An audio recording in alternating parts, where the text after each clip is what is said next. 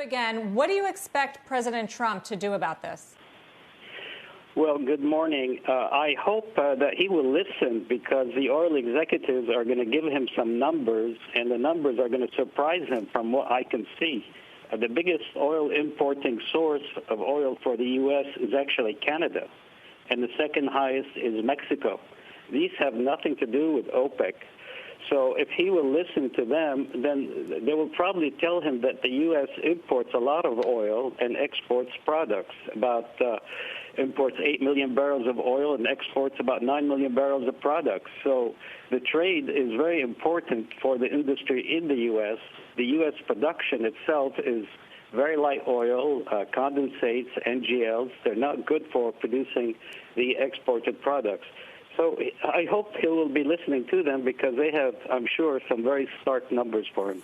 But Sadad, clearly there is always a global price for oil, and that's what's putting pressure on U.S. producers at the moment. What ultimately do you think is the incentive of the Saudis at the moment? Is it to temporarily keep prices down so that in due course OPEC and Russia cut production to put prices meaningfully back up again? Or do you think the Saudis really are trying to put large swathes of U.S. production and other global producers out of business for the long term?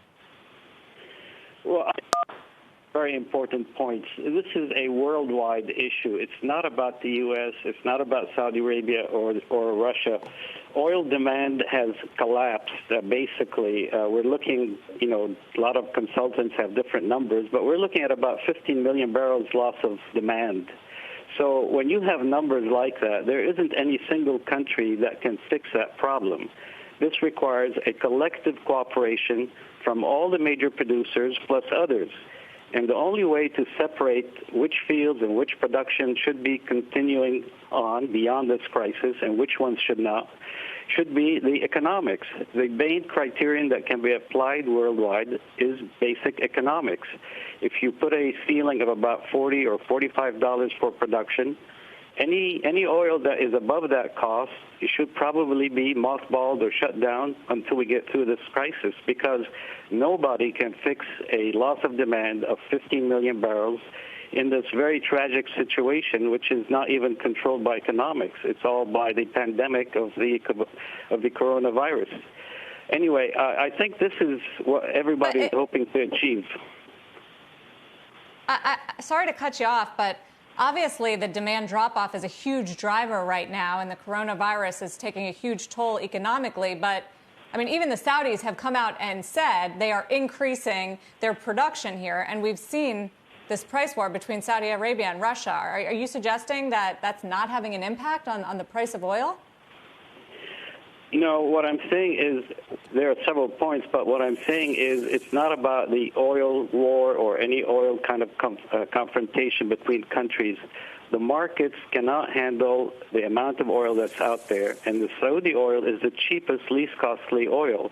Now, we've tried to work with every country in OPEC and outside of OPEC, and I'm just a consultant, so I'm just following all of this, and I can see that there hasn't been any response. Even now, when the U.S. Looks at the oil problem, they consider everybody else's oil as being somehow invading U.S. markets. It's not like that. The U.S. consumes 21 million barrels and only produces 13. So it's not as if people are taking market share or trying to underprice U.S. oil. It's a collective market. Everybody, the high-cost oil, has to come out of the market. That's the only way we can drop 15 million barrels. I mean, still, it's certainly out there. And, a senator from Alaska this morning on Squawk Box said that this could actually jeopardize our strategic relationship, the U.S. and Saudi Arabia, if Trump, wants to put pressure on the Saudis. How ultimately do you think this is going to reshape the geopolitical landscape, U.S. and Saudi Arabia, U.S. and Russia, and then OPEC versus Russia? Can anybody make a deal with each other here? I wish it was as simple as making deals. There's a global demand issue and a global economic recession, and the only way that we can fix the markets is by restoring global growth, economic growth. The strategic issues, everybody has the same objective, economic welfare of the world. Nobody's trying to undermine anybody. The relationships are all healthy between Saudi Arabia and the U.S. for sure, between Russia and Saudi Arabia. There's no issues. It's not a strategic confrontation. It's an attempt to collectively resolve the economic problems of the world. And cheap oil, by the way, is the only way to go. Right after this crisis, that's what everybody's going to look for. And even the U.S. has fantastic opportunities, but the more expensive marginal oil everywhere, whether it's in the U.S. or Russia or in Saudi Arabia even, will be shut down.